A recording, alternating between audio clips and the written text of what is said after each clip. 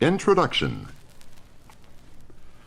You are about to begin what can be the most important journey of your life.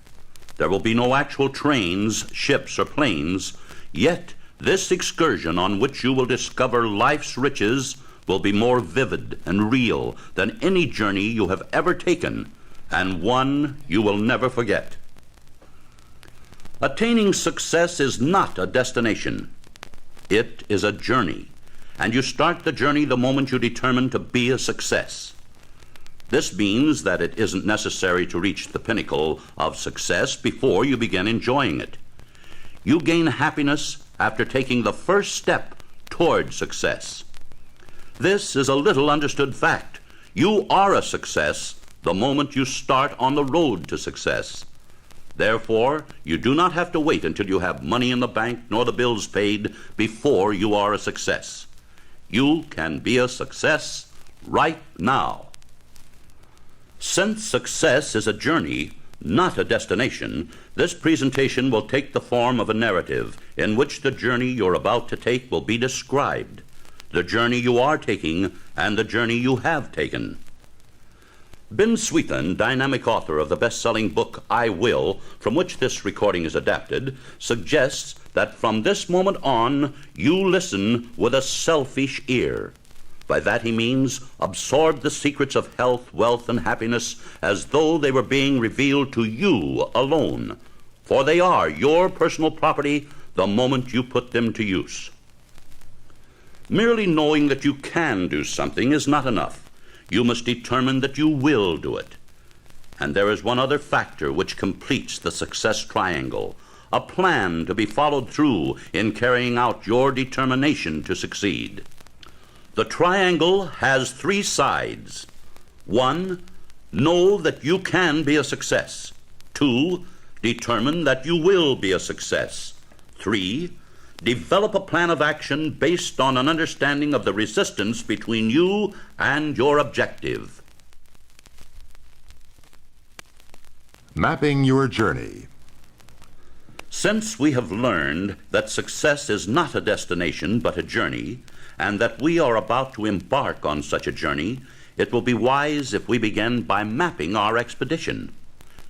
Let us consider all the things we want out of life: physical benefits, increased possessions, improved personal affairs, or a combination of all of them as objectives.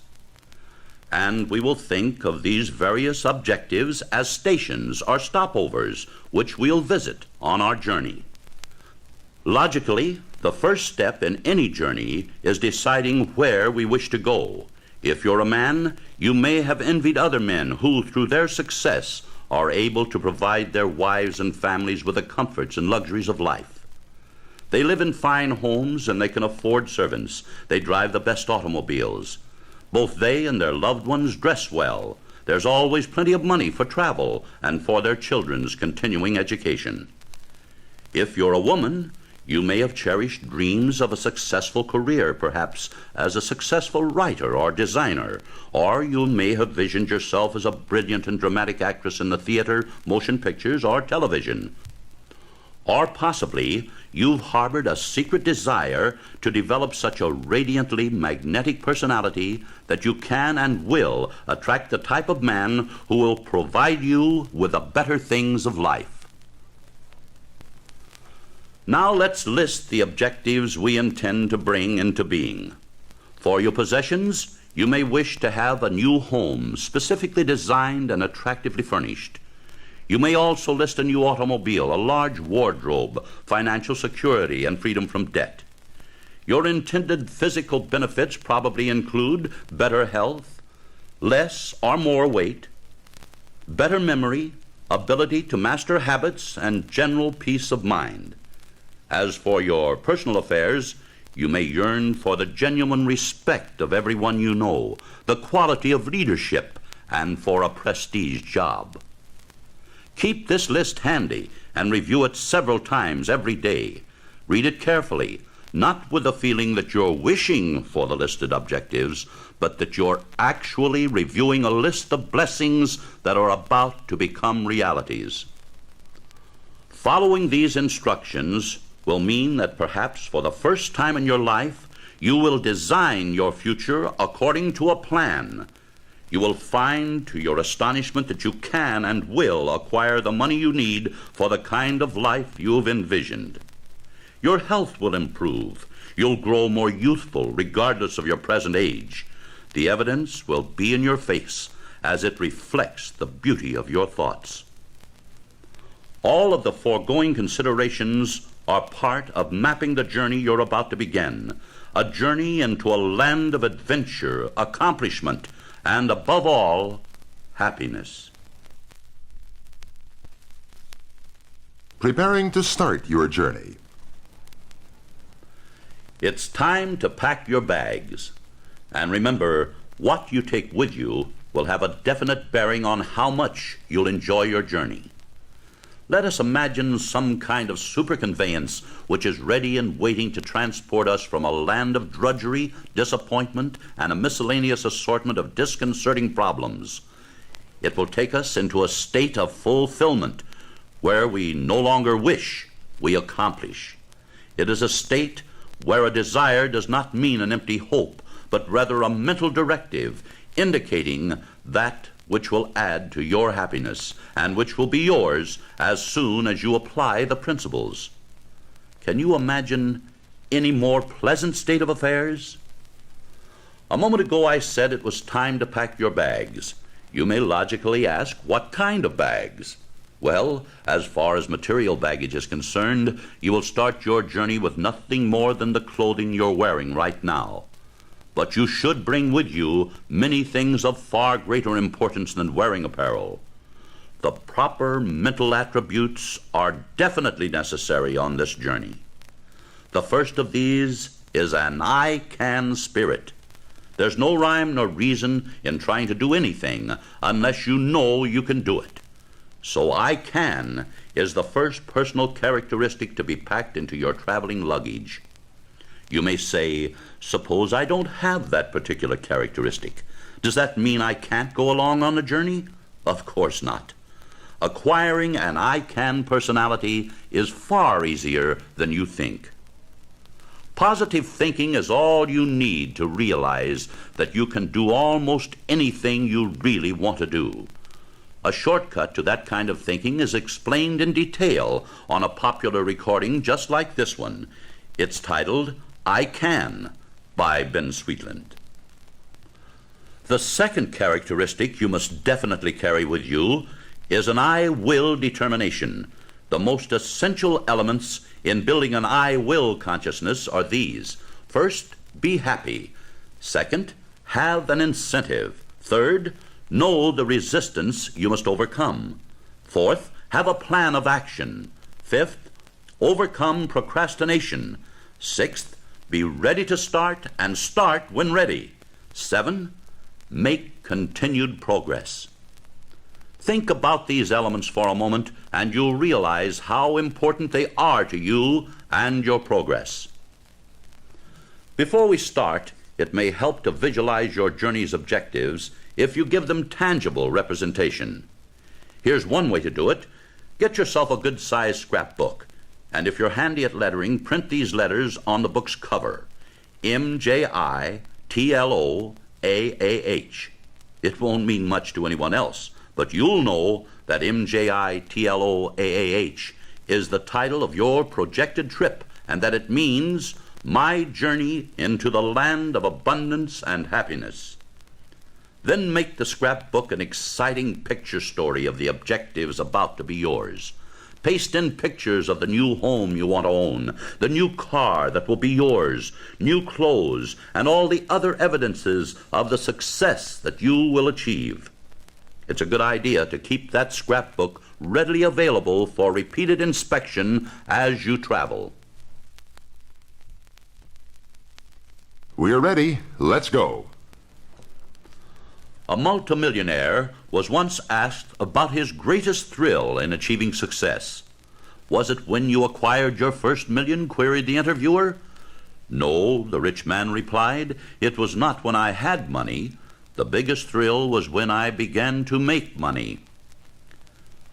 Our knowledge that success is not a destination but a journey adds a new significance to that wealthy man's answer. Right now, as you start on your journey to success and happiness, you will receive your initiation into a new way of life. With it, you will virtually possess a magic wand that will assure fulfillment of your every desire. The benefits you will gain from listening to this recording will accrue in direct proportion to the degree in which you understandingly accept the thought expressed in the foregoing statement.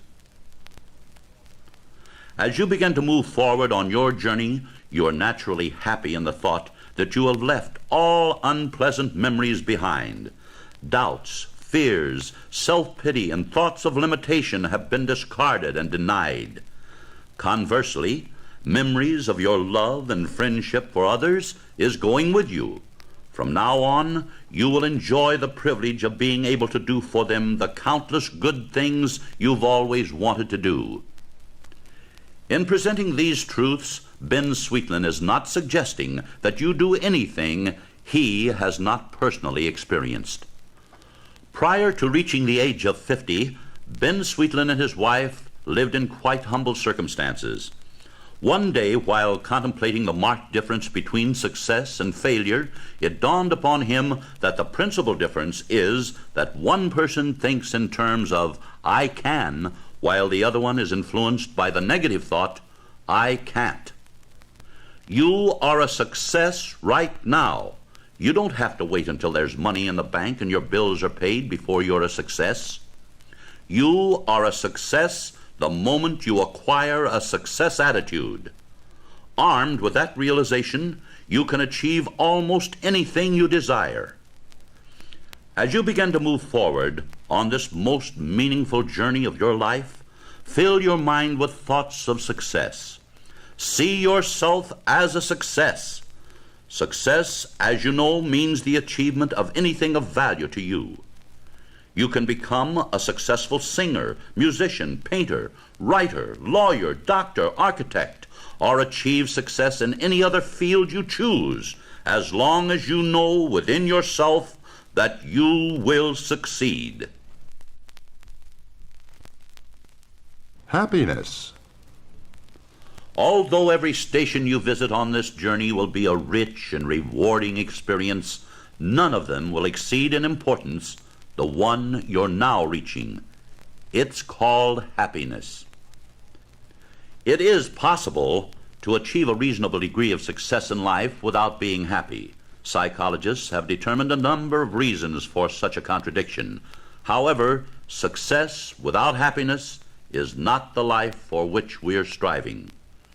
It is not possible to overemphasize the importance of developing a happy frame of mind. When anyone is unhappy, he approaches his work without spirit. Every task seems to be drudgery. Time passes slowly, and every job he does is not done as well as it might be.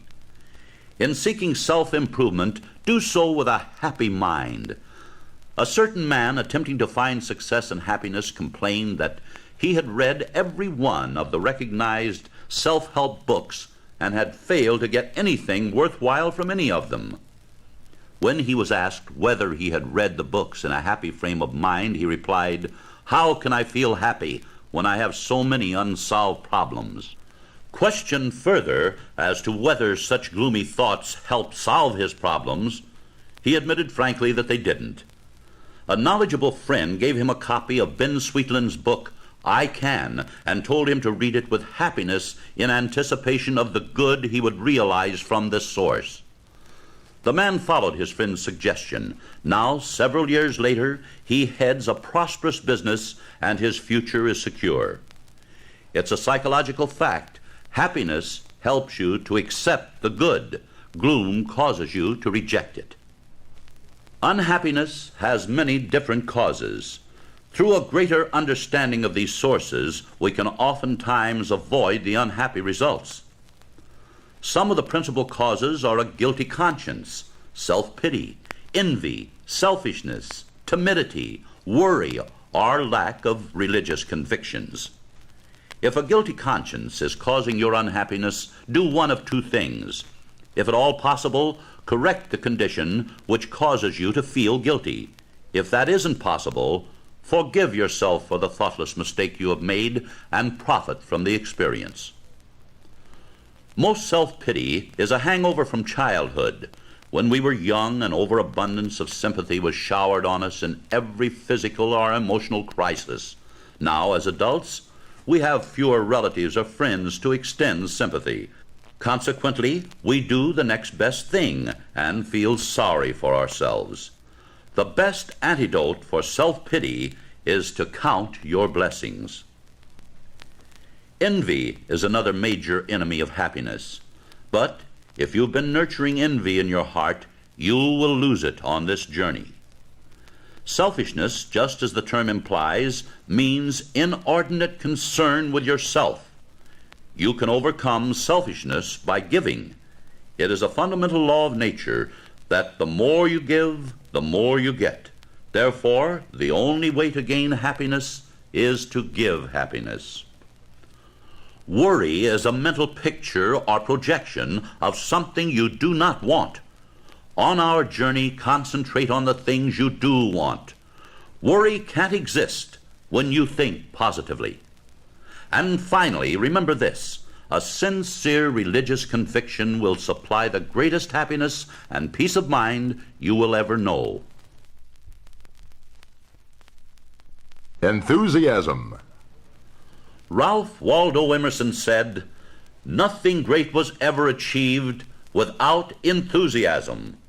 The essential truth of this statement is reflected in the successful career of every man and woman who ever lived. Whenever you approach any project or task as a job, you do so with a feeling of necessity. You may do the work well enough, but the time will drag. If you accept that same assignment with a happy frame of mind, the work will seem easier and time will pass more quickly. However, when you tackle a job with enthusiasm, put your entire spirit into it, you not only do the work better than you've ever done it before, but time, instead of dragging, literally flies by. Enthusiasm is the catalyst which accelerates reaction toward a specific objective. Enthusiasm not only prompts memory, it employs reason and shapes both of them for action. It also develops motive power and provides guidance. In short, enthusiasm, sincerely, properly developed, is one of the most potent forces you possess. It can elevate you in rank, dignity, power, wealth, and character. How do you generate enthusiasm? The first requirement is an incentive. Without an incentive, there would be little desire or reason for enthusiasm. Your incentive may be the love and trust of your family, or possibly the fulfillment of your own personal ambitions. In order to be effective, enthusiasm must be matched by determination. For no matter how enthusiastic you may become, it takes determination to follow through to accomplishment. Entirely too many people belong to the going-to clan. They're always going to do something, but they never seem to get started. Firm determination will separate you from that do-nothing group. Actually, the only difference between work and play is your attitude. When you approach a project with enthusiasm, it becomes play, and therefore pleasant to do. If your attitude is one of fear and dread, the project is nothing but hard and unrewarding work. Match your self-generated enthusiasm with determination, and then add one more component: action. And don't worry about overloading your schedule. You'll be amazed at your capacity for accomplishment. William Hazlitt, the British author and critic, defined it this way: the more we do, the more we can do. The busier we are, the more leisure we have. Finally, in establishing your own enthusiasm, don't be afraid of egoism or self-appreciation. Remember, the world will think no more of you than you think of yourself. Learn to like yourself for the thoughts you're thinking and the deeds you're doing. Happy discontent. Happy discontent. You may think this an odd name for a stopover station on our journey, but consider it a moment, and I'm sure you'll agree it makes a great deal of good sense. Elbert Hubbard analyzed it a number of years ago in his famous scrapbook. He said, "There are two kinds of discontent in this world, the discontent that works and the discontent that wrings its hands. The first gets what it wants, the second loses what it had. There's no cure for the first but success, and there's no cure at all for the second." Happy discontent is that condition in which you are not satisfied with yourself. You're impatient with things as they are, but at the same time you're happy in the realization that you have within you the power to change yourself and, consequently, to change those things in any way you wish. Philip Brooks described it this way: "Sad will be the day for any man when he becomes contented with the thoughts he is thinking and the deeds he is doing, when there is no forever beating at the doors of his soul some great desire to do something larger which he knows he was meant and made to do." Every invention listed in the U.S. Patent Office is the result of discontent, for every inventor is a man not satisfied with something as it is, so he finds a way to improve it. A great fault with most human beings is that they take themselves for granted. They consciously or subconsciously feel that they were intended to be as they are, and there is nothing to be done about it. The best way to put a man on the road to success is to make him discontented in his present condition or situation. Be sure, however, that he develops a happy, active type of discontent, not the hand-wringing kind. Then counsel that man, it could easily be yourself, to develop a healthy "I can" attitude, and to back it up with what we've learned at the two previous stopover stations, happiness and enthusiasm. With this combination, he will certainly blaze new trails of accomplishment. Those wishes in the past will rapidly become realities in the future. Action. In one of his typically terse observations, John Locke, the philosopher, said, "The actions of men are the best interpreters of their thoughts." Ben Sweetland, through his wide experience in psychological counseling, recalls a case in point. A patient mentioned a current newspaper article which told of a man who had recently made a fortune with the use of a very simple idea. "You know," the patient remarked, "I thought of that same idea over 10 years ago." "Why didn't you do something about it?" Mr. Sweetland asked. The reply was the common shrug of the shoulders, the "oh, well, that's life" attitude of resigned acceptance. In physics, we learn of two different types of energy, potential and kinetic. Potential energy is energy existing in possibility, not in actuality. Kinetic energy is energy in motion. We're all possessed of potential energy, but it doesn't become kinetic until we put it in motion. For example, suppose an ordinary bowling ball is placed on a shelf. If it should accidentally roll off the shelf, it would break almost anything more fragile than itself. Yet, as long as it remains motionless on the shelf, it is harmless. It represents only potential energy. In motion, that same energy becomes kinetic. This principle is also applicable to the man in the newspaper article who made a fortune with a very simple idea. He converted his potential into kinetic energy, which is action. Ben Sweetland's patient, who had the same idea but allowed it to remain dormant, had potential energy too, but he never translated it into kinetic action. The causes for this most common form of inactivity are many and varied. Among them, we find a sense of inadequacy, lack of time, lack of knowledge, lack of experience, and of course, just simple laziness. Considering the causes separately, a large number of people never tap their potential energy because they feel inadequate. They have no faith in either their ideas or their abilities. This is a psychological block that can be removed easily by gaining an "I can" awareness. Lack of time in reality means lack of time organization. Plan your time carefully, and you'll be amazed how many additional minutes and hours you'll save. Lack of knowledge isn't a reason for inactivity, it's an excuse. In this day and age of well-stocked public libraries, cheap paper-backed editions of texts on every conceivable subject, educational radio and television programs, and recorded home study courses, there's little excuse for not increasing your knowledge. Lack of experience can be corrected by wise use of some of the time you'll save through time organization and applying it to new job possibilities. Sheer laziness is inexcusable under any and all circumstances. The successful future you're building for yourself has no place for indolence.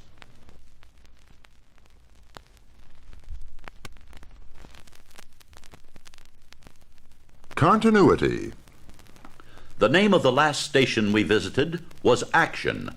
There we learned that an integral part of success is action, more action, always action.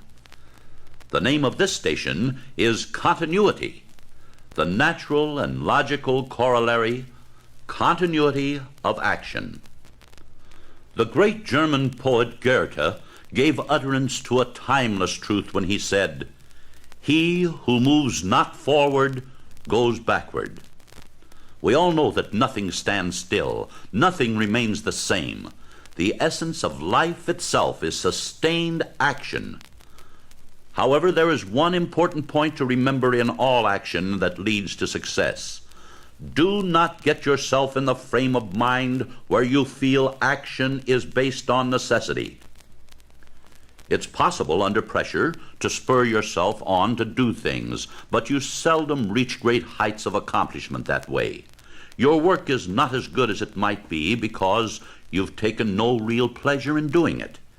In order to achieve true success, you must reach the state of consciousness in which all of your actions are based upon a desire to act and not upon a sudden spur of willpower. Seneca, the Roman philosopher, crystallized this thought in a single sentence when he said, "The greater part of progress is the desire to progress." No matter what kind of work you do, don't pursue it primarily because of an urge to make money. It is far better to continue a certain line of endeavor because you enjoy doing it. The money, plenty of it, will come as a natural result of good work well done. Habits are so easy to form, both good ones and bad ones. You may make a good resolution to sustain your continuity of action, to keep on keeping on, but unless you're consistent in your desire to progress, you may become careless and neglect your work for a day or two. When this happens, your enthusiasm disappears quickly, and so does your resolution. Resolve, then, to strengthen each resolution with maintained enthusiasm and continuity of action. Components. From a distance, the station we are now approaching might not appear as interesting as many of those just passed, but we're in for a happy surprise. What we will gain at this station will prove of great value to us for the rest of our lives. In physics, we learn that all material substances are composed of minute particles or atoms. Although at the moment we're not going to focus our attention on anything as small as an atom, it does serve to illustrate that every entity is composed of many parts, and if an objective in life is an entity, it too is composed of numerous elements or components. Do you know why so comparatively few people ever attain their objectives? Generally, it's because they keep their attention focused solely on the objective as a whole rather than considering the many component parts of their objective. For example, take a magnifying glass and examine closely any photograph you may find in your daily newspaper. Under magnification, you'll discover that the picture is not an arrangement of solid grays and blacks. Instead, it's made up of thousands and thousands of tiny gray and black dots. They only appear to form solid areas because there are so many of them. In much the same fashion, Every completed whole is made up of countless units or components. The modern skyscraper, as impressive as it is, contains uncounted thousands of bricks and pieces of steel. A coast-to-coast trip by automobile, a distance of more than 3,000 miles, may seem like a tremendous undertaking, but when you consider it as a series of short daily drives, it isn't nearly so long. The same principle applies to the accumulation of money. An amassed fortune considered as a whole appears so large that trying to acquire it seems futile. Yet that same fortune is nothing more or less than a collection of much smaller monetary units. It isn't difficult to plan ways of earning a few extra dollars, and when they're saved regularly, they multiply much faster than you think. Later, you can invest those dollars, and the day will soon come when the money you've kept will keep you. Analysis, synthesis. There is a marked resemblance between what we learned at the last station, components, and that which we will learn at this one. Webster defines the word synthesis as composition or combination of parts to form a whole, also the whole thus formed. In our pattern of progress, when we think of our objective as a completed whole, we are synthesizing it. At this station, we'll learn to become analytical. For example, consider an ordinary watch as such, synthesis. We'll consider the many intricate parts which make it tick, analysis. At this point in our journey, you should also gain an appreciation of observation and concentration. The more you understand and practice both of them, the easier it will be for you to make great strides through the use of the knowledge you have gained thus far. We all see, very few of us observe. Seeing is merely scanning the panorama constantly within range of our sight. Observing is mentally recording that which the eye sees and storing it for future use. Developing your powers of observation will aid you materially with your analysis of the components that make up your objective. Make it a practice to observe what you see. Just to test yourself, you might try selecting different routes going to and from work every day. Then observe, note, and remember everything you see. As your powers of observation grow, you'll get infinitely more out of life. No matter what you do, the business of living can't become boring because your mind will be active with interesting thoughts. Concentration shares equal importance with observation. Concentrating means focusing attention on any object or subject until you have gained a full and complete understanding of it. You'll master the art of concentration the moment you become concentration conscious. Don't alibi or excuse yourself by saying, "I can't concentrate." You can if you hold an "I can" thought, and you will if you persevere. Use this idea. Say to yourself, "I possess great powers of concentration. I can focus my mind on any thought or subject until I choose to dispose of it." You'll be pleasantly surprised to discover how much your powers of concentration will improve. Any subject can be synthesized and analyzed for your greater happiness and profit when you learn to observe and concentrate. Major, minor. In thinking of your objectives, do some of them appear so monumental they seem to be beyond your ability to achieve? If so, you must learn to divide them into majors and minors. Hereafter, think of your objective as your major objective, then break it down into smaller or minor objectives. Remember what you've previously learned. Your objective, now your major objective, must be specific. You must know exactly what it is you wish to accomplish.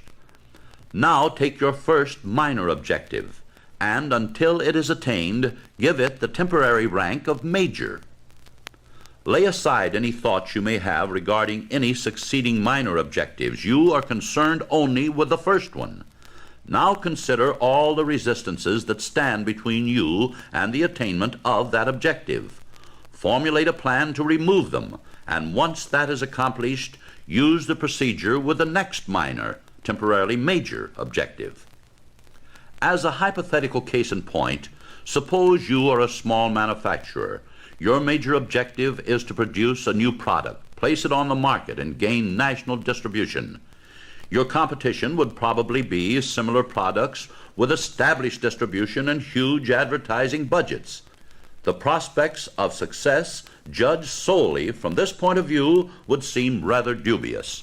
You, however, have learned the wisdom of major and minor objectives. Consequently, in this particular case, you don't strive immediately for national distribution of the new product.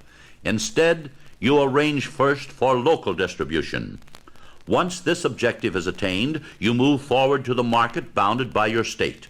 Later, your product finds regional sales, and finally, national distribution, which was your original major objective. A much simpler illustration would be your desire to master a musical instrument, the piano, for example. If you think only of your major objective, competent musicianship on the piano, the task will seem impossibly hard and long. But if you reduce that formidable major objective into a series of minor ones, lessons and practice periods over a predetermined span of time, you'll reach your major objective much sooner than you expect. Just remember this: everything becomes smaller and easier to attain when you reduce it to minor units. A new life pattern. We are now approaching the station on our journey, which will undoubtedly mean more to you than any of those we've already visited.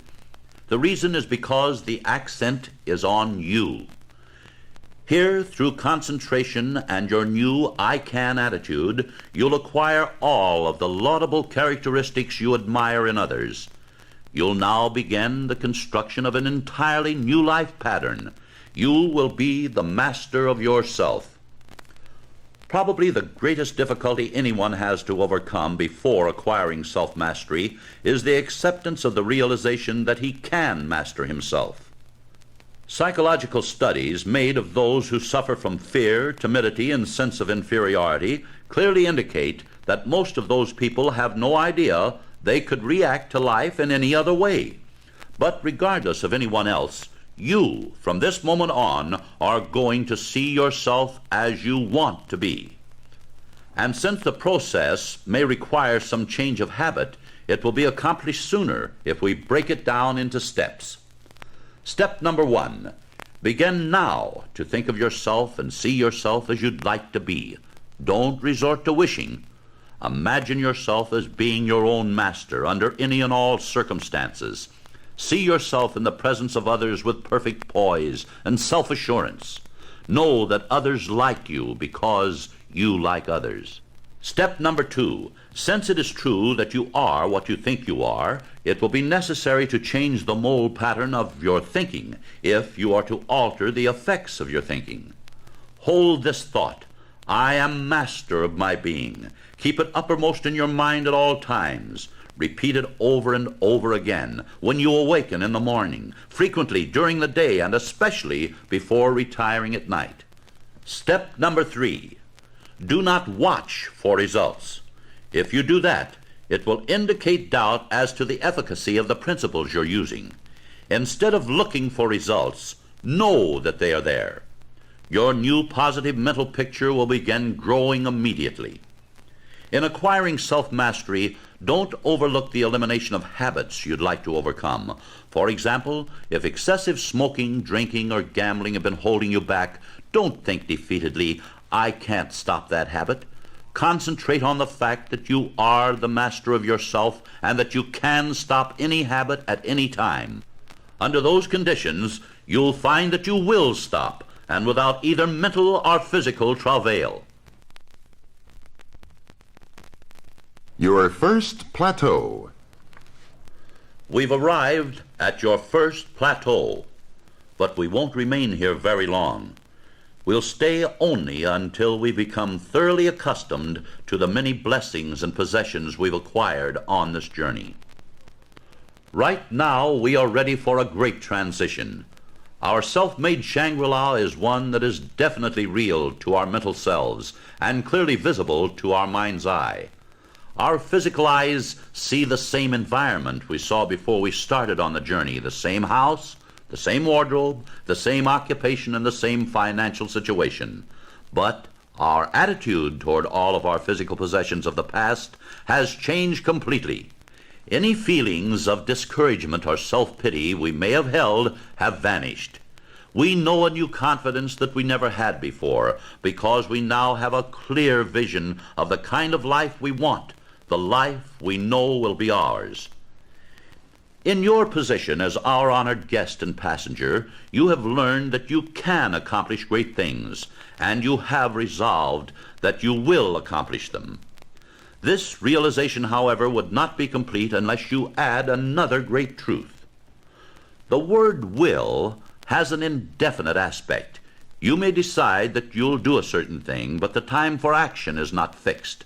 It could be tomorrow, next month, next week, or next year, and it could even be several years from now, and as long as you did it, eventually, you would be keeping your promise to yourself.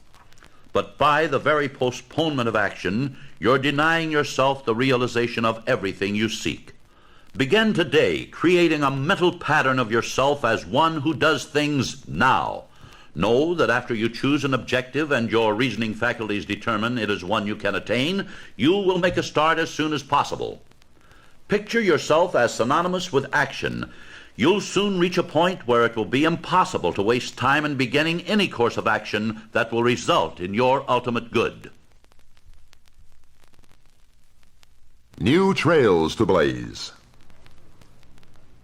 Although it is only a very short time since you started this journey, and it would be physically impossible for you to attain your objectives or even part of them within such a limited span, I want you to assume that your objectives are realities, because they will be realities.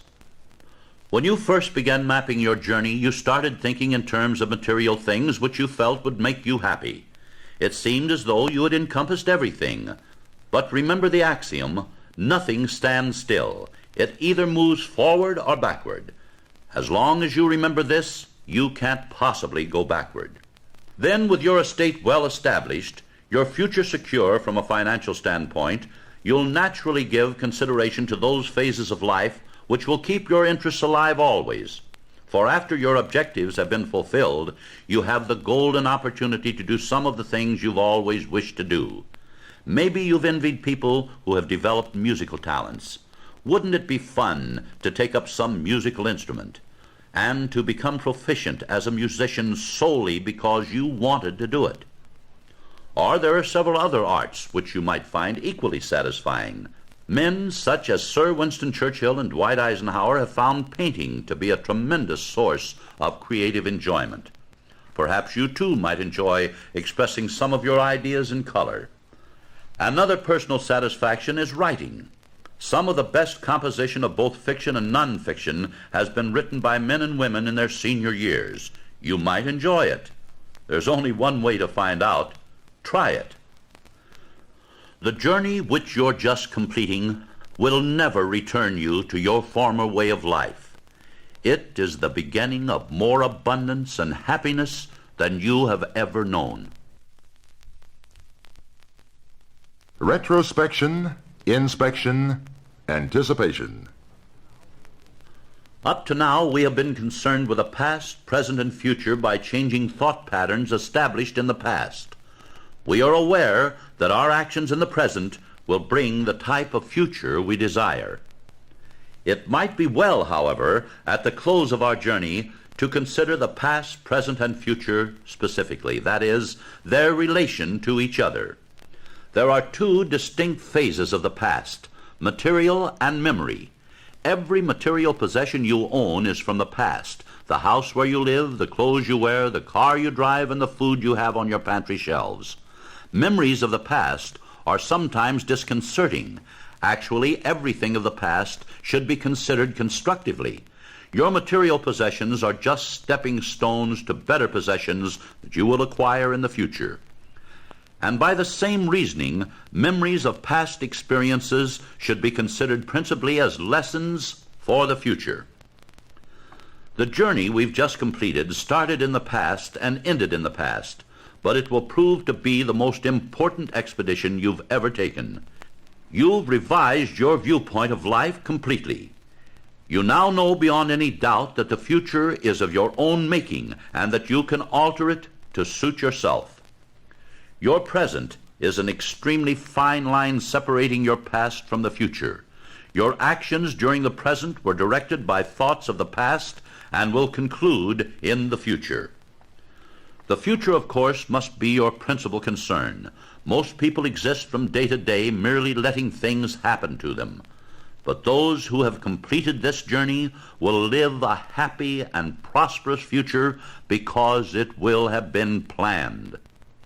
Right now, at this moment, you are seeing your future as you want it to be. You also know that your subconscious mind, your mental powerhouse, is guiding your thoughts and actions. Thus, you will take whatever steps necessary to bring one of your objectives into being. Never again will you be satisfied to accept anything from life which is not your rightful heritage.